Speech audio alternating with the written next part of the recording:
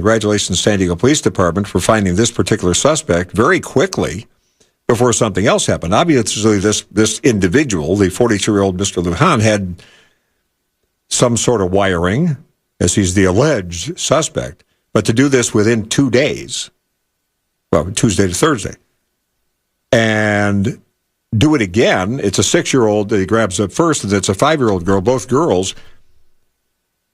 Imagine if he hadn't been caught. Where was that going to go? Serial offender. So does that make you more safe or less safe? How do you feel about that? Now, it doesn't mean that everything in every store, every mall is going to be like that. It does remind us all to be more vigilant. And a spokesperson for the San Diego Police Department said, well, this stands out as news even more so because this is rare to happen in San Diego. And we're told it's unusual. Well, is it? I've gotten to know a lot about how human trafficking works, working with an organization here in San Diego called Saved in America. For years, I was on the Enough is Enough board of directors with Protect Kids on the internet. COVID accelerated the human trafficking issue. I got a stat coming up after the break here about where San Diego is identified by the FBI when it comes to high-intensity child prostitution areas. This will curl your hair. Other malls in San Diego are big-time areas for human trafficking.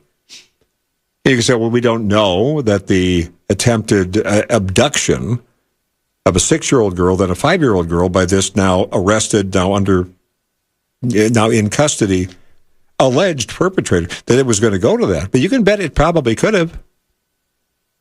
Or something even more horrendous. So after the break, Joseph Travers will join us, founder of Saved in America here in San Diego, and we'll give you some stats. And number one, how to protect your kids, not just when you're walking at the mall or wherever, anywhere, beach, but to know what to know. You know, if your kids of a certain age are online way too much, you don't know what they're up to. That's coming up next. Conway and Larson, News Radio 600, Kogo. The story, a good one, that the San Diego Police Department got on it quickly, made an arrest of the alleged perpetrator in not one but two attempted kidnappings, first on Tuesday, both at Mission Valley Center. First on Tuesday, a 6-year-old girl who's there with her mom and little brother and like, oh, so scooping up that individual. The child screams, and then, this guy runs off. And then yesterday at 2 p.m., tries it again, this time with a 5-year-old. Police department says, well, this stands out more. We got the guy. Good for them. Thank God. But then they're also saying that this is, it makes more news because it's unusual. It doesn't happen here much. I would suggest that it happens here more than we think. When you look at border security, you look at kids involved on the internet, that accelerated big time during COVID seasons 1, 2, and 3. And according to the Federal Bureau of Investigation, the FBI, San Diego is identified as one of the top 13 high-intensity child prostitution areas. Human trafficking based on sexual exploitation and its related forms of pimping and pandering forming the major number of criminal prosecutions. So to just say, well, that's a relief, they got that guy. As a parent or caregiver, whomever, you got to be aware of what's going on. I mean, this guy allegedly snagged, attempted to, grabbed actually a 6-year-old and a 5-year-old, and thankfully the police department caught up with him. But there's a lot more going on, unfortunately. So how do you protect your kids? Are you safe shopping with your kids?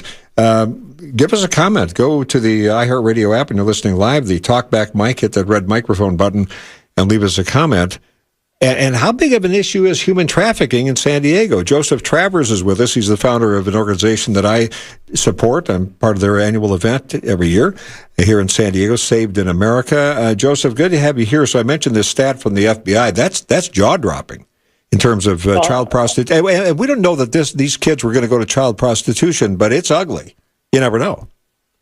Oh, no, Mark, you're absolutely right. And what we have now is, since about 2008, you have this this porous border, which closed up under the presidency of Donald Trump, and now it's totally wide open. And the cartels own the border, and the procurer of illegal profits, whether it's drugs or trafficking, the human trafficking of children or labor trafficking, that's where it comes from. Now, this brazen attempt of kidnapping from two little children, that usually doesn't happen in this country. So what's going on here in this country? I mean, why is this happening in the United States where someone brazenly, 2 days in a row, tries to take little children from their parents right in front of their eyes? I mean, it's something that happens, and when I was in the military, I went around the world. It's something that happens in third world countries, but now it's happening here. So what protection do parents have? I mean, here this weekend, a lot of kids take the kids to the movies. You're with them in the Target or wherever. No place appears to be safe, and certainly not online. But what got people's attention here, understandably, you got attempted kidnapping broad daylight at both at Mission Valley Mall. What do parents do other than like leashing their kids? I mean, where does this go? What are some ways to just head this off, if possible? Well, you brought this up, leashing. And here's three things that parents need to do for their children if they're under 12. Number one, get a child tracker bracelet, very inexpensive. You can get it on the web. They're from $10 to $30. And if someone does get your child, you could track them. You have cell phone trackers for kids that have cell phones that are over.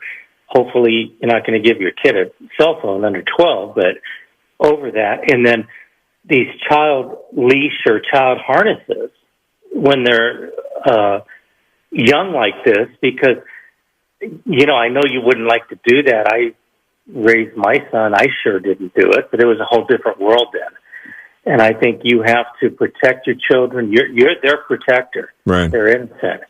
And no matter what you have to do, whether it's a harness leash or whether it's a tracker bracelet, unfortunately now you're going to have to do it. I always thought those harness leashes were weird. It's like, well, the parents are off doing stuff, and you see the kid just running tethered like a German Shepherd.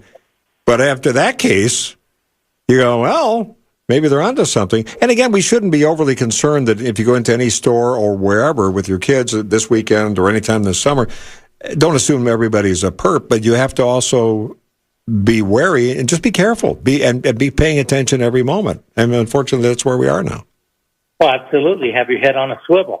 But I agree with you. When I first started to see these harnesses, when I used to take my son when he was a little guy, and my son, he's a 35-year-old All-American heavyweight wrestler, law enforcement officer. Yeah, he's what we say now, what the French say, kick-ass. Exactly, that's the guy, yeah. But when he was a little guy, I'd take him to Disneyland or not or whatever, and I watched parents and I said, I've never put my little guy on a leash, but now I'm looking at this, and this is nothing about comparison to a pet, but if you care that much about your pet to put him on a leash and put a tracker on him, how much more should you care about your child, knowing the days that we live in? Well, great advice. And, of course, you can go to savedinamerica.org, find out about the great information, the great work that they're doing. Saved in America. Joseph Travers, who is the founder of this San Diego-based organization, really good advice. And I don't see this getting any better. I mean, we got people who are out there, it's a hot summer. Let's face it. People do some weird stuff, or weirder. Isn't a full moon, too? That doesn't help, I don't think. Well, Mark, and Mark Morgan, who you heard a couple of times. Yeah, he's been on the show a lot. We have to close this border. We got to get it under control.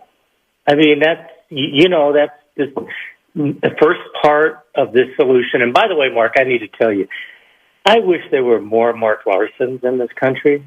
Run that by the home front. Yeah, one's enough. Yeah, Usher says. I appreciate that, though.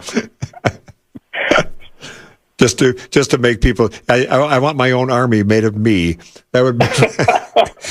Joseph, appreciate it. Keep up the great work. Bless you, my friend. Thank you much. Oh, thank you very much, Mark. News Radio 600, Kogo, Joseph Travers, founder of Saved in America. And when you get into that business, You have a lot of people coming at you and trying to, because this is, the cartels are making more money off human trafficking than anything else. You have some other observation there, Mike? You look like you were, you wanted to, Mr. Usher is running the technical wizardry tonight. Did you have something else about? We already have two of you. You got that cutout that we can't get rid of. No, I have that at home now. The one that went to all the ball games during COVID season 1. The one that was. Yeah, that one. I would have it stare at LaDonna and Ted in the morning. They got over there really quickly. All right. At any rate, speaking of crime and punishment, one of the weirder stories, a lot of talk today with the heat wave, which is going to really crank up tomorrow because it's summer. And then we were talking about some of these cool zones on Thursday. Was it Thursday? No, Wednesday, Juneteenth. A lot of government cool zones. Not only here, but across the Midwest, they closed down because there were staff given the day off. So you get, hey, we're sorry, older people. You can't get to a cool zone today because it's a national holiday, no matter what the holiday happens to be. The story I'm going to update you on coming up next is not the cool zone you want because it involves a body in a freezer.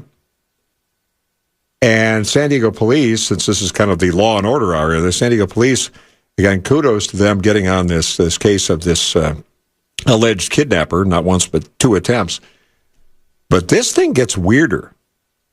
This is the creepier cool zone, and there's a new twist that came up today, and we'll reveal what that is. Plus, Gavin Newsom is trying to change the subject. That's coming as well next half hour. News Radio 600, Kogo, Conway, and Larson. News next. News Radio 600, Kogo. So talking about the